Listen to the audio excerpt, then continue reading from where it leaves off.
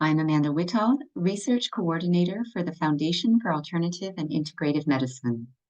FAIM's goal is to share information about health options with the public through the expertise of over 100 guest writer medical practitioners, as well as international projects to learn and share options for health that are available worldwide. All information can be found on our website at www.faim.org. And as part of this work, we regularly interview practitioners from clinics and health centers that we feel the world should know about. We hope you enjoy today's interview. I'm here with Dr. Ameet Aggarwal, a naturopathic doctor, Gestalt psychotherapist, trauma therapist, and family constellations therapist, whose work bridges holistic medicine, personal and ancestral trauma healing, education, and community healthcare. Dr. Aggarwal, welcome. Thank you, Amanda. Lovely to be here and super excited to talk about family or ancestral trauma, how we're going to heal that with family constellations therapy, and how ancestral trauma is actually the root cause of chronic diseases, from cancer to chronic pain to anxiety, depression, burnout. We'll also talk about healing childhood trauma as well, and the importance of that for mental health and chronic disease issues, and how to integrate all this, of course, with gut health, liver detox, adrenal burnout restoration, and nervous system reset. Fantastic.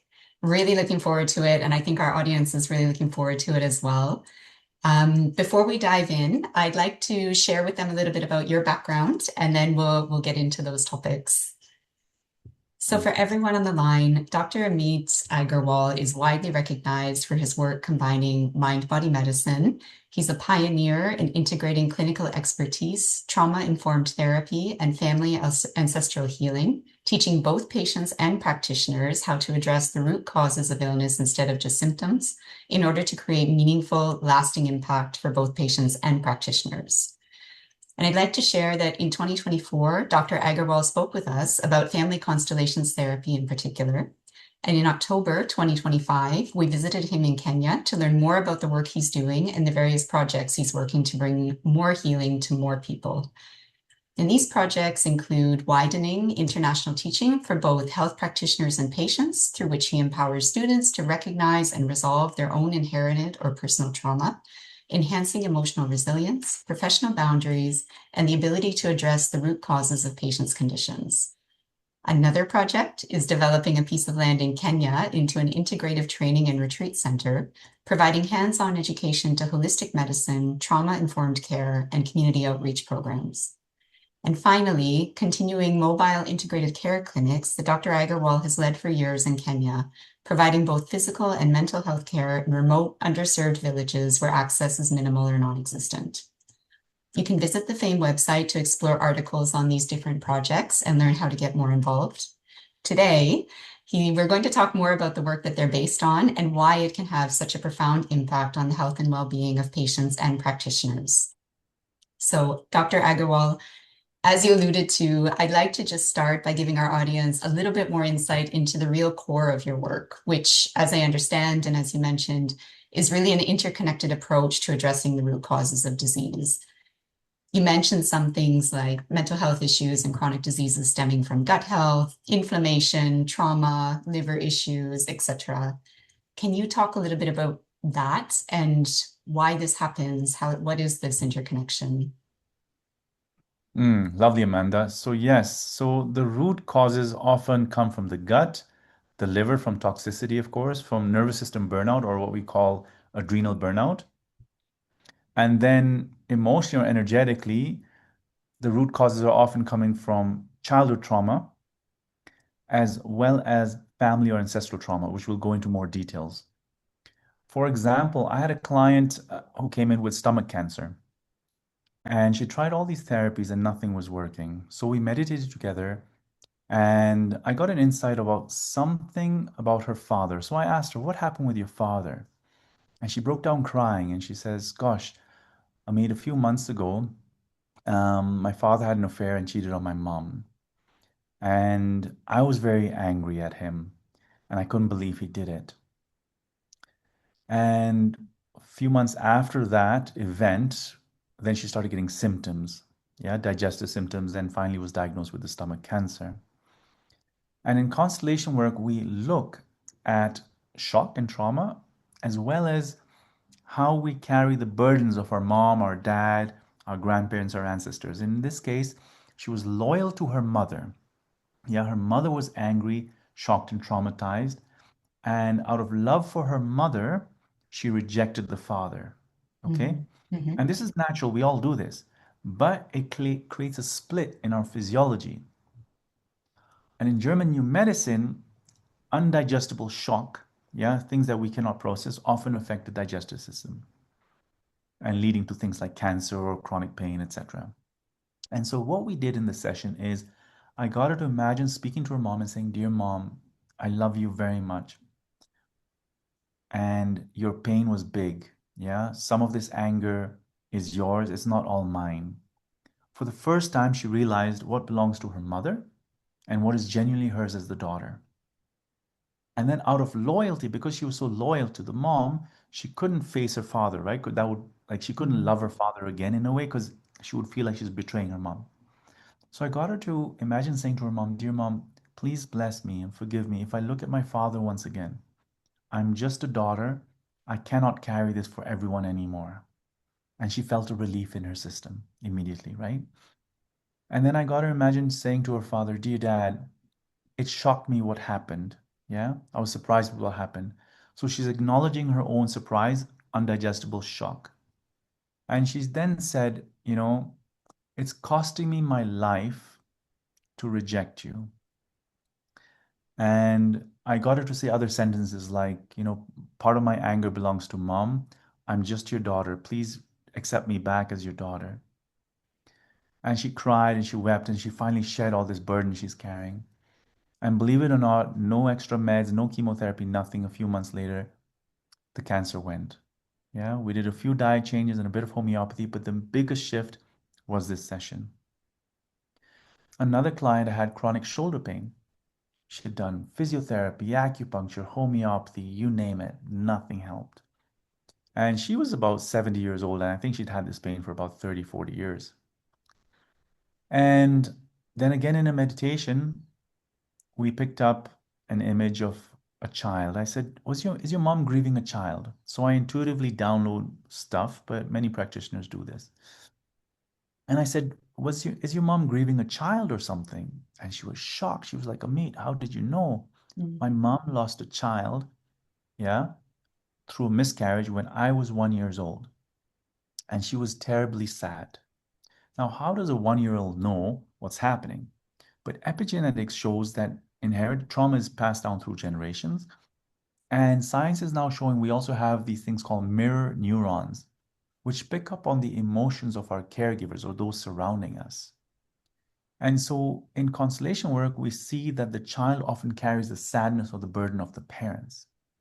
In this client's case, she was carrying the sadness of the mother through the miscarriage, right? Of the miscarriage. Mm-hmm.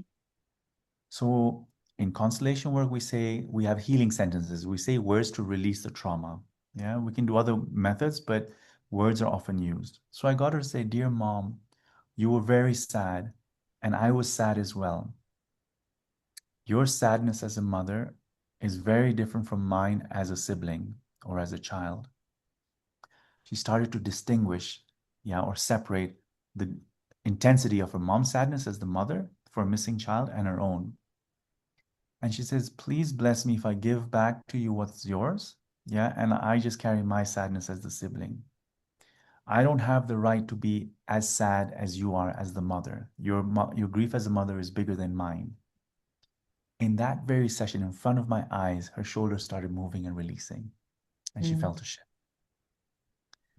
And then we got her to say other words like, "Dear sibling, I give you a place in my heart. You belong as well." Yeah. "And I've grieved for you, but as a sibling, not as the mother." And she felt more relief and more relief. After an hour session, literally, she was pain-free. It blew my mind. And she had breathing issues as well. And breathing issues sometimes is connected to fear of death, yeah, or connection to the dying. And so I got her to acknowledge the child first. And in constellation work, hierarchy is important, or including everyone who's missing is important. So what does that mean?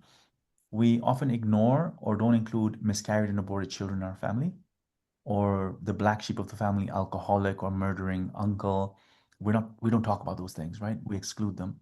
But when we exclude these people or these children, there's a sadness or a gap left in our family system. And we as children pick up on this, and then symptoms develop along around what we're carrying. It sounds woo-woo, but I'll tell you what happened now. So I got this client with a shoulder pain that was releasing. I got her to say to the sibling, you belong as well. I am the sixth or seventh child out of all of us. So initially she thought she was like, I don't know, the fifth child or something. Mm-hmm. So when she said I'm the sixth or seventh, she finally felt the completion of her family system. And she took a deep breath. She was like, oh my God, this feels more complete for me. This makes more sense, right? And she just let down her guard. You could see her whole body relaxing and her breathing was deeper. Yeah. And of course, months later, years later, she told me she's doing perfectly fine. Yeah. So this is the power of inherited trauma or hidden traumas embedded in the family system. I'll give one last example before we go into gut liver detox and how chronic inflammation also affects diseases. So another client came in with chronic anxiety and overwhelm. And again, she'd done lots of therapies and we were doing a bit of Gestalt therapy, trauma release, EMDR, etc. And nothing was really shifting the needle as much as I'd like. Finally, I sent her home. I said, look, ask your mother if there's a miscarried or aborted child in your family. She was a bit surprised, but she went home and she came back the next week and she says, gosh, Ameet, there was a miscarriage. My mom had a miscarriage before me. I was like, great, I knew it. And so I said, stand in the room and imagine your parents behind you. Stand over here facing this direction. And now, as you face away, imagine a child between you and your parents. Bring this child into the family. Give it a place. And feel yourself as the second child, not the first. Because she and many of us always think we're the first or second child, yeah, by ignoring an abortion or miscarriage. So she stood in that position and she breathed. For the first time in her life, she relaxed. She was like, oh my gosh, it makes sense. I feel like this is the right place for me. Yeah, the second in the family system. And then I got her to turn around and say to this child, dear sibling, I see you, you belong. And then I got her to imagine saying to her parents, or actually say it out loud, dear mom and dad, please bless me. I'm the second child. I don't want to be the first. Yeah, the first carries a different responsibility. The second feels a bit more freer. She just named these true facts, right? And she relaxed even more. And after that, she didn't need therapy. Okay. Mm-hmm. So in family constellations, we always include all those who belong. Okay. Very, very important. Do not exclude family members, no matter what they've done. They have a place in your system. Yeah. Otherwise, our energies pick it up. And then hierarchy is important. Yeah. When we have to give a place to the older siblings, or even to the parents, when we carry the parents' burden, we break the rule of hierarchy, right? If I carry my mom's grief for an abortion or miscarriage, I'm becoming her parent, whereas she is the actual stronger one, the parent. And I need to allow her the dignity of carrying her own grief. Otherwise, I get burdened with something that doesn't match my physiology, and then I get sick. And so hierarchy is very important, right? So find out, those of you listening, find out which place in the family you belong. Yeah. And also give a place to the ex-lovers, partners of your parents. Often we reject father's lover. We don't want to think about it. Mom's the only one. But your father or your mother had love before. And when we see their entire love as belonging to them, we accept more of them. When we accept more of our parents, we feel more complete and more integrated. Okay. And of course, there's other ways that we work around parents who are abusive and who have done certain things. I'm not saying we have to swallow the abuse. No. At the retreats I do and the trainings we do, we go deeper into these healing sentences specific for abusive parents, right? But healing is possible when trauma or the illness originates from family or ancestral trauma. So I hope that makes sense. And then if you have any questions, Amanda, let me know. Otherwise, we'll go into the gut, the liver, the adrenal system, and childhood trauma as well. Absolutely. I think it's completely, I find this very fascinating and something that more and more people need to know about in general. I think as a society, it's less in our awareness so far. Um, Happy to move on. I just have one question for you, which is how much does the state of mind of the parent come into play in this? So, for example, if you're saying, Mom, I can't carry your burden. And you said it really nicely. Give them the dignity of carrying their own pain or their own suffering. What if it's a parent that doesn't, at least outwardly, do that or is not willing to do that? Does that complicate things at all? So, yes, it often happens, but in constellation work, we don't need the parents there. Yeah. Verbalizing and finding your own emotional resilience, yeah, and acknowledgement of your entanglement with the issue, that awareness itself frees you up a bit, Yeah. changes your physiology, and creates deeper physical healing. Often, though, when a parent is weak and unable to carry, then what's happening is they are missing support from their own parents, Hmm. and you as a child are replacing their own parents, right? And I see that all the time at these retreats. So we run retreats in Sardinia, Kenya, all over the place. It's a combination of training and healing, of course, for practitioners and people, patients. So one example I can give is it was another case of cancer, and the mom the mother's mother, so the grandmother had miscarriages and abortions. Hmm. Okay, so this is very important actually for those listening. So the grandmother had miscarriages and abortions. And despite how we normalize it in society, yeah, we've normalized this trauma, our biology grieves these children. I see it time and time again. Even if you chose to abort or the miscarriage didn't feel like a big deal, your biology is missing this child. Okay. So biologically, the mom or energetically was grieving these children. So her emotions were turned away from her living children, which Okay. was my client's mother. So now my client's mother is missing a motherly energy. She's feeling this gap. So, in a way, she looks at her own children, which is my client and this sister, as support. Yeah, unable to just find her own power. Yeah. And so then the children take on this sense of responsibility. Yeah, and so my client had this huge responsibility, and sometimes overburdening, over responsibility is also sometimes connected to cancer. Although in my client's case, it was a desire. Unfortunately, her sister died in a tragic car accident, Okay. and the mother was now missing her own mother and also grieving this dead sibling. So the mother was very drawn to death. And so the child, my client, out of love and loyalty, wanted to be seen again by the mother, her own mother, right?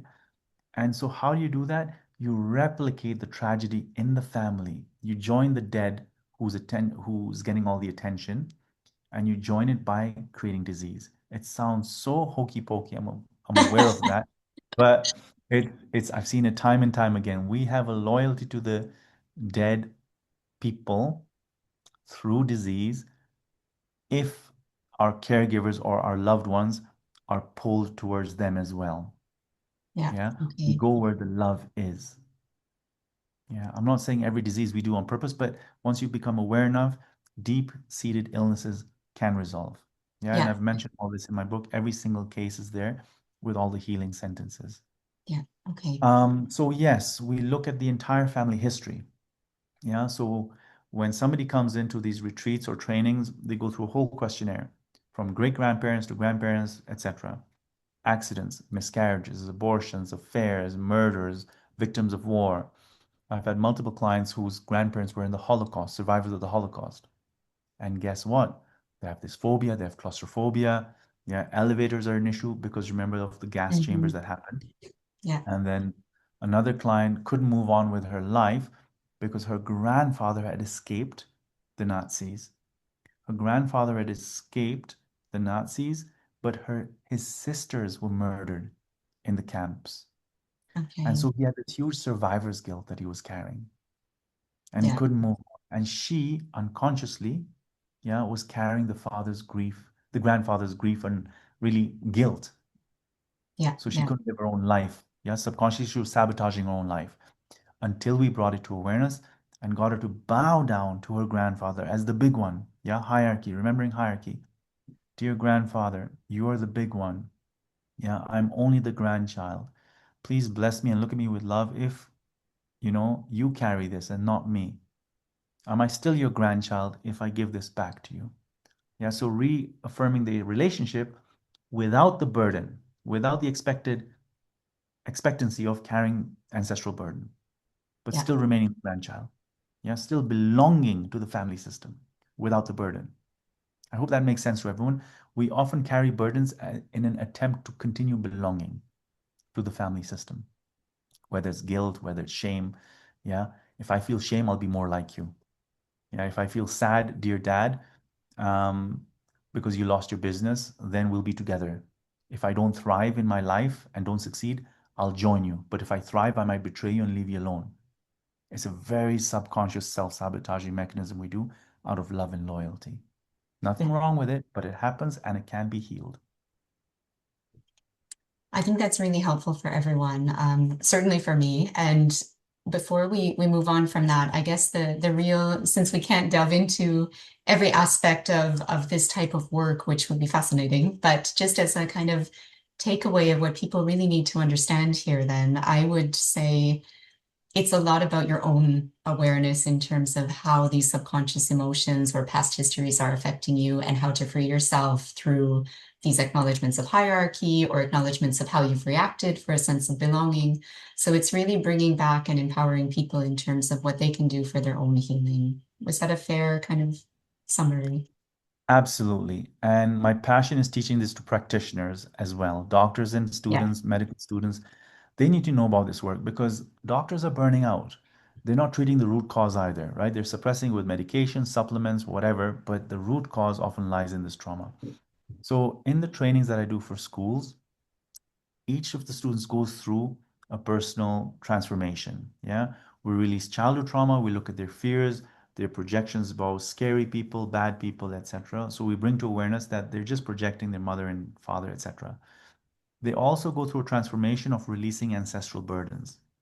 Because when they release these ancestral burdens, they become more resilient, emotionally resilient, and can stand in the room and face their patient with more clarity and dignity and help their patients further because they've cleaned their own self up, their own emotions up. Otherwise, if I'm always worried about my mom and then a sick patient comes in, my worrying, yeah, will kind of transfer possibly to this patient, or I might if my father had an issue and I didn't like my father, and then this patient comes in with a father issue, I might say, yeah, your dad's an a-hole or whatever, right? But I'll enmesh myself with my patient. I won't be clear and dignified to give my patient their own responsibility. Yeah, so not responsibility, but responsibility, able to respond to their own life issues in an empowered way and heal much deeper. Yeah. So very fair statement you've made. Emotional resilience, self-empowering, self-healing, important for both patients as well as practitioners. Makes perfect sense. And now you've kind of brought me to a fork in the road, so I'll ask you what you want to talk about, because that was a big part of my question was for patients or for us as people who all have some kind of healing to do, clearly it's important. And what I really wanted to go into was also that practitioner side in terms of what does it look like for them? Now, you've already given a nice summary. I would like to go into that a little bit more. But equally, I'm aware we didn't necessarily talk about the other aspects. So we've got kind of the core of it, which is often trauma, but then there's all of these other things we're seeing physically, which is adrenal Yes. fatigue, etc. So I'll leave it back to you, whichever one you want to go down first. Okay. Let me finish the puzzle first and explain the 5 pillars of health. Okay, Yeah, childhood trauma, gut, liver, etc. perfect. When we heal these core pillars, yeah, whether you're a patient or a doctor, you can help your patients much more just with these simple steps. So let's start with the basics, right? Most of us, we all have a stomach and intestines. And our intestines are like a nice tube, a nice lining kept healthy by good bacteria and good food. And over time, with antibiotic use, a poor diet, pesticides, chemicals in the water, drugs, etc., we kill off the good bacteria and destroy the gut lining. It leads to something called leaky gut syndrome. And with leaky gut syndrome, toxins leak into our bloodstream. And that causes inflammation everywhere in the body. Leading cause for asthma, eczema, arthritis, cardiovascular diseases. It's called inflammaging, not aging, but we inflammate. Most aging is due to inflammaging. Anyways, so when we heal the gut, and I cover all these protocols, we'll go through some of them if people are interested. Probiotics, vitamin D, amino acids, etc. And of course, changing your diet, removing inflammatory foods like gluten, dairy, sugar, beef sometimes in many cases, alcohol, etc. Then the inflammation, the leaky gut reduces. Most people are not doing this. In addition to leaky gut, what's happening is this chronic inflammation goes and slams the liver. Yeah, because the liver absorbs everything from the gut. The liver is already overburdened and being slammed by pesticides, chemicals in the water, drugs we're taking, birth control pill, medications, alcohol, you name it. And the liver is the master organ. Yeah, in many cultures, including Chinese medicine, is known as the master organ. Why?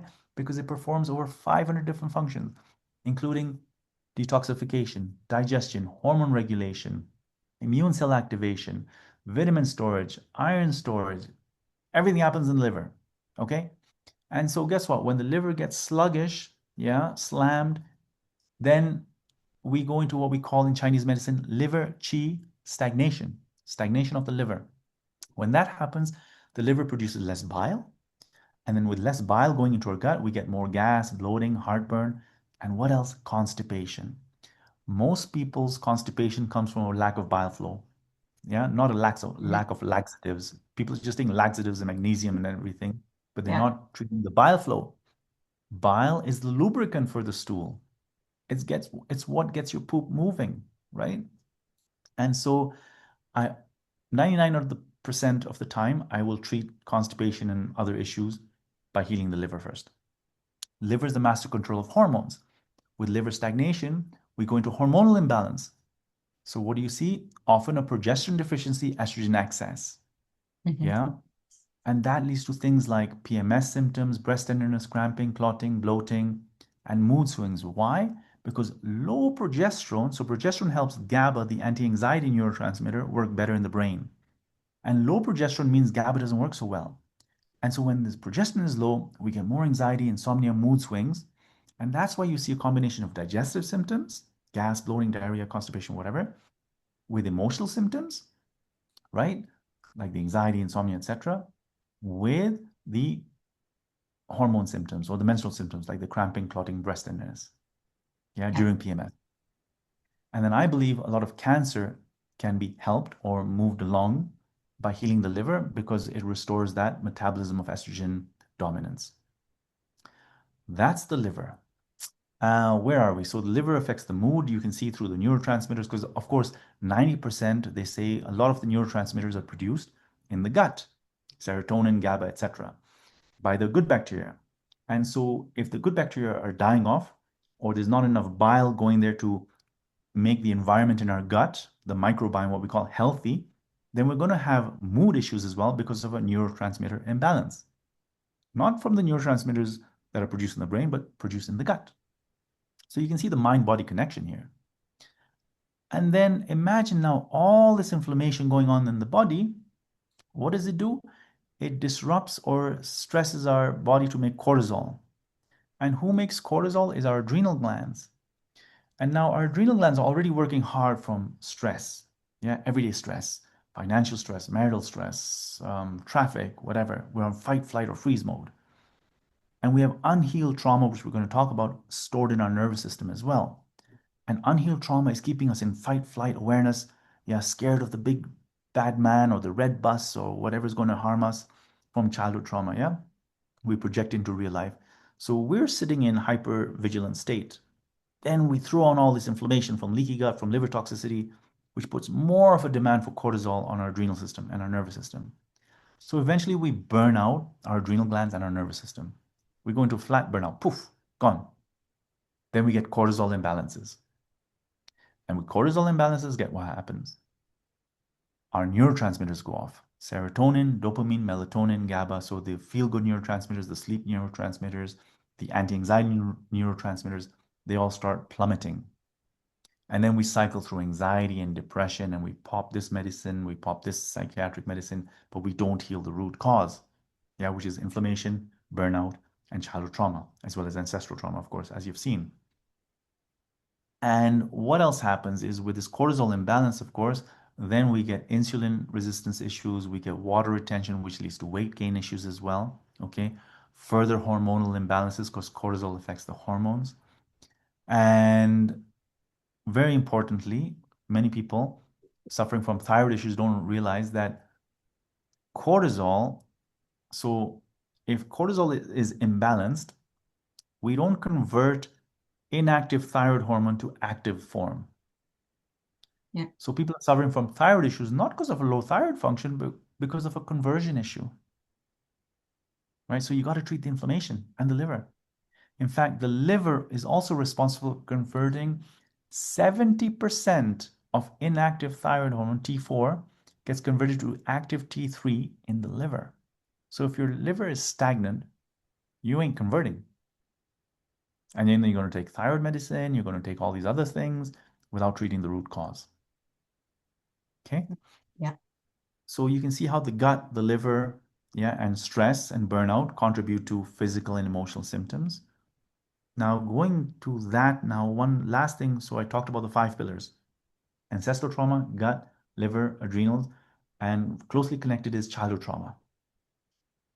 So when you grow up and let's say you're traumatized, yeah, you go through bullying or your parents are fighting, they split up, etc. You go into fight, flight, or freeze. And this trauma stays in our nervous system unless it's healed. And as you grow up, so when you're first traumatized, it changes your perception of the world. You look at the world as unsafe, your parents don't like you, or you feel, I couldn't do enough to save my parents' marriage, I'm responsible. So you feel this low self-worth, or maybe your mom was an alcoholic or your dad was on drugs. It affects our self-esteem. Yeah, all these things, whatever we witness. So we go into the work world, yeah, or as a practitioner, we go into practicing and treating people with this sense of low self-esteem, or I have to do too much, or I have to prove myself, or whatever perception we have of the world and ourselves. And that perception, of course, tends towards overperformance or underperformance, lowest self-esteem, lead to burnout, and also anxiety and depression. If I don't feel good enough, I'm going to feel depressed. Yeah, I'm simplifying it. Yeah, but of course, you know that childhood trauma as well as this chronic inflammation toxicity both contribute to the mental health symptoms. But the childhood trauma is very important to heal. Yeah, because childhood trauma basically embeds belief systems in your mind. How Yeah. safe the world is, how good you are, how people will respond to you, how your relationships can be. And if you're stuck in trauma, you're going to repeat the same patterns over and over again. And if you're a practitioner listening, I beg you, please, I promise you, when you heal childhood trauma, your practice changes. Yeah. So if you know any practitioners who needs this healing or who benefit, please let them know that childhood trauma, generational trauma need to be healed as well, in addition to just the supplements, the gut healing protocols. Okay. And yeah, so the childhood trauma stays in our nervous system, keeps us into fight, flight, or freeze response. That keeps our adrenal glands overworking all the time. And when we combine that overworking with everyday life stresses, financial stress, deadlines, etc., that leads to adrenal burnout, like we've talked about. Yeah, leading to a cortisol imbalance, neurotransmitter imbalance, then, yeah, mood swings, as well as thyroid issues, yeah, and chronic diseases. Yeah. So there you have it, the 5 pillars of health. Nicely wrapped up. And I think for the audience, perfect, because it gives a very clear overview of where the childhood trauma, ancestral trauma fits in. Because ultimately, what we're very much aware of right now in our daily lives is how our bodies are physically reacting. That's the thing that's most in front of everyone's face. So if you're not feeling well in terms of energy, you think you have adrenal fatigue, that's the first thing you turn to. So I think it's very helpful for people to understand those 5 pillars, where the emotional components, the subconscious components come in, but also where the things that are being effective. And I suppose the things that then you treat with various protocols alongside the emotional healing. Yes, so my courses all cover like liver detox herbs, adrenal support supplements, gut healing protocols, of course, and some really nice exercises to create self-regulation in your nervous system. I also have a online course in family constellations therapy, although I do encourage people to attend the retreats. They're in beautiful places. And I love going to schools and teaching this work to practitioners. medical students and doctors themselves, naturopaths, because they get so much more out of their lives, their personal lives, their practice, and they help their patients so much more when they really disentangle themselves from their own emotional burdens, from their family system burdens, and give clarity to their patients where the root cause could lie. Absolutely. And there's a couple really important things in there that I think it would be good for the audience to understand. One is maybe starting with the last thing you mentioned, which is the practitioners and how it affects your interaction with your patients. You've highlighted this really well throughout the conversation. But as a practitioner myself, when you're talking about disentanglement, maybe you can give a few more examples for practitioners, because I'll give you my understanding and then you can correct it, which is essentially that when you disentangle, you're not driven by those subconscious behaviors or actions or behaviors in a patient that might trigger you that you're not aware of and elicit certain behaviors. So you're much more able to be a centered healer, which is your actual role with the patient. And I suppose at the same time that you're then also able to better identify the root cause of healing in your patient. Is that? Gosh, I'm getting goosebumps. I love that. That's exactly it, you know? And I'll give you some more examples like you asked. So, one of the students in one of my trainings, she had a desire to die, suicidal thoughts. I don't want to live. It's not worth it. And so we did a family history and found out that her mom was in an abusive relationship while the mother was pregnant with the student. In fact, the father hated the mother so much, he didn't want the child, so he kicked the mother in the belly, in the pregnant belly, trying to abort the child and kill the mother. And so, believe it or not, subconsciously, the child felt, if I die, I'll save my mother's life. Yeah. There's the entanglement. And so, the sentence that really gave relief to my client was her saying to her mom, or like a representative of her mother, "Dear mom, even if I live, you will survive." Yeah. We Yeah, cried. We I cried. can But imagine. after that sentence, yeah, the student was like, yeah, I don't want to die so much anymore. It was so beautiful. Yeah. Incredible. Now I have goosebumps. Yeah. Powerful stuff. And I wish that for everyone, right? Just healing these past emotions, disentangling from yourself, and really finding freedom in your own life. And because it makes you more available to love, to relationships, to money if you want that as well. When personal trauma is healed, everything shifts in your life. Yeah, because the outside is really a manifestation of the inside. It's a reflection of what's happening inside. And when we change the inside, the outside changes. So I really encourage you to come to these workshops, do the trainings, and just shed these unwanted burdens from your nervous system. It's simple. Probably this type of awareness is the one of the biggest overlooked elements of our well-being today. And I guess maybe we can shift gears just a little bit, because for people listening who have, I'm sure, resonated with everything we've been talking about so far, we've mentioned your teaching, your workshops, your retreats, and I just like to take a minute to maybe explain to people a little bit more deeply what they can expect. So starting with, you teach primarily for practitioners, so at different schools or for students. Is that right, that some of your teachings are particularly geared to practitioners, and what can they expect if they wanted to do one of your courses? Oh, yeah, I love doing this. So for practitioners, it's a really embodied experiential 8 to 10 day training. It can be shortened to 5 days depending on what people want to get out of it. So I covered the gut healing, liver detox, herbs, supplements, but it's done experientially through practice sessions, through partner work. And then we go into Bach flower remedies, homeopathy, to understand how energetic remedies can shift, transform trauma, shift the emotions, and transform the physiology as well energetically, which is very important because that's more long lasting than just managing symptoms with herbs and supplements or meds. And then we do a really fun 2 to 3 day intensive immersion into emotional healing using Gestalt therapy, trauma work. So you'll get exposure to EMDR, trauma healing techniques. We'll do partner work where you'll experiment and role play with difficult people in your life and, fearful situations with patients. And so you'll face these fears in an embodied way, and you'll get the support to come out of these fears and release the projections you have about people and find the right words to use in difficult situations so you come out safely in a way and also effective for the client. Yeah. Without those beliefs that we have to do everything for people who are dysfunctional or harming us. We'll do a lot of boundary work. We'll spend time, feeling our boundaries energetically as well and finding the right sentences to say when people with difficult emotions come towards us. If somebody has toxic sadness or, toxic anger, do you take it on or do you say, okay, when did this begin for you? It's not my responsibility to take it away from you, but when did this begin? Giving ownership back to the patient. Yeah, they're very beautiful exercises we do.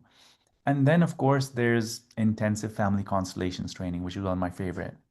So we'll go, each person gets their individual constellation done. They participate as representatives in other people's constellations. So they really feel, yeah, the power of constellation work and feel the transition from having a family burden to letting go of a family burden.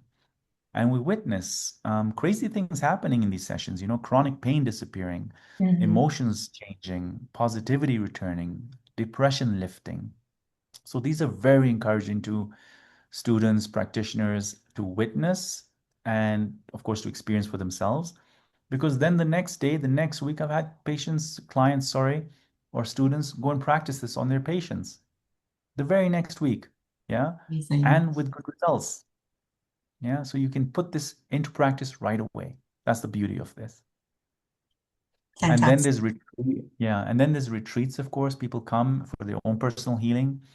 And of course, they learn about the constellation work. These are done in beautiful places like Sardinia, in Kenya. The last group that came to Kenya, they went on safari as well. So you experience elephants, giraffes, lions, while going through a personal transformation also. It's a beautiful combination. And how long are the retreats normally?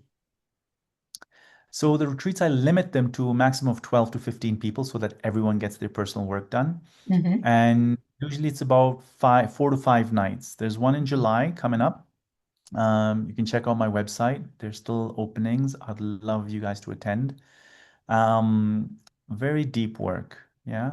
And it goes deeper because of the small group size. Yeah. And that I promise you, yeah. That's really helpful. I just wanted the audience to make sure they really understood the difference between these two kind of streams that you do for practitioners and people. But I will share the links as well. So anybody who's listening who wants to explore further, they can then learn more. And if you're okay with it, we can also provide your contact information. So if anybody's got direct questions, they can reach out. With pleasure, with pleasure. Yeah, I love it when people get in touch and just get informed of really the value of this inner transformation. And then hopefully one day I'll manage to create a retreat if anyone wants to participate, create a retreat center in Kenya where people can come and we can bring this training to more communities in need as well. Absolutely. Yes, I think for everyone that is listening to this, I would really encourage them to explore the articles you wrote about these projects because it's really a massive vision to try to bring more healing to more people in the world in all kinds of ways. And I think it's something the world really needs. And anybody who wants to benefit from it, be involved with it, please have a look because I think it's absolutely worthwhile. And I think it's important to bring this healing, this teaching to schools, practitioners, naturopathic students. So if you know a school or a group of students who could benefit from this, please reach out to me. I'd love to fly over and give them this 8 to 10 day program. And one school at a time, one class at a time, maybe we can change the way of medicine in this world. Yeah. Through healing the root cause, releasing trauma, and of course, supporting the 5 pillars, the gut, the liver, the adrenals, emotions, and our family system. I really want that for the world. Thank you so much. And please go and continue doing all of the things you're doing for people in this world for healthier and happier societies. Thank you, Amanda, and lots of love to all of you listening. Thank you. God bless.